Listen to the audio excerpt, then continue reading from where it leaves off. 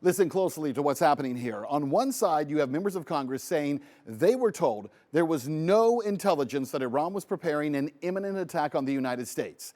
And they were told that directly by the Pentagon. And yet, publicly, President Trump has claimed that Iran was building missiles to strike America. So which is it? See, right now, there are far more questions than answers. Why did this war start? And how long is it supposed to last? Secretary of War Pete Hegseth said just this morning that this is not a regime change war, but the regime has been changed. Listen. Turns out the regime who chanted death to America and death to Israel was gifted death from America and death from Israel. So wouldn't that make it a regime change war? I mean, what other possible criteria could there be for a regime change war? Unfortunately, those are questions that even the people authorizing this war do not seem able to answer. Is there a plan? Does the president have a plan to guarantee that that happens? No, it's not his job or my job to do this.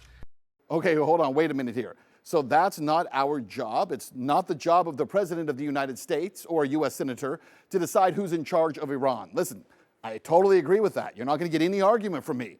The problem is that is until the U.S. kills all the leadership of Iran. And according to Trump, he didn't just kill the existing leadership. He also killed the entire bench. And that's the biggest point. No one knows what's next. And there is no plan for what's next. In fact, there isn't even a plan for what's now. Because from everything we're watching, this war is already taking turns that were not anticipated.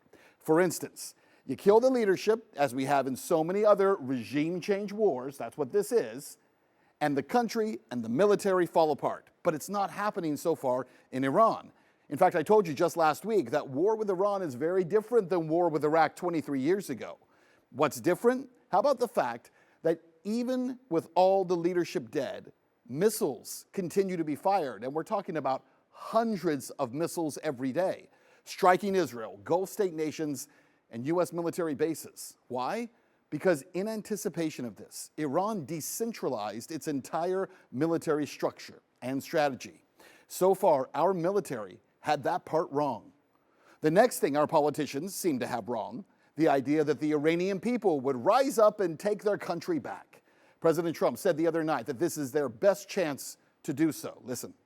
I call upon all Iranian patriots who yearn for freedom to seize this moment, to be brave, be bold, be heroic, and take back your country. Yeah, but so far the video coming out of the country tells a very different story. Most media is not going to show you this. A lot of people are denying that this is even real, but hundreds of thousands of Iranians are taking to the streets not to protest their government, but to protest our government, calling for death to America and death to Israel. Doesn't this sound familiar? We have seen this playbook so many times before. You remove a government, you destabilize a region, and then you act shocked by what comes after. And then, of course, there's a third part of this war that was apparently unforeseen. It's how much warfare has changed in just the last 20 years. Look, right now, Iran is launching drones that can cost anywhere from $30,000 to $35,000 to produce. But the missiles used to shoot them down by the U.S. and Israel, those cost anywhere from $500,000 to $4 million per intercept. In other words, every time one of those drones is actually hit or destroyed, defense systems may be spending hundreds of times more money than the weapon they're taking out. And they are taking out massive targets. The Iranians are. Over the weekend, the Iranians used a $30,000 drone to attack and destroy a $300 million U.S. radar system in Bahrain. So early estimates indicate that the U.S. has already lost billions in military bases, equipment, radar, fighter jets. The economic cost of this war is staggering, and I'll remind you, it's only been going on for 3 days. See, military analysts say that may actually be part of the strategy here.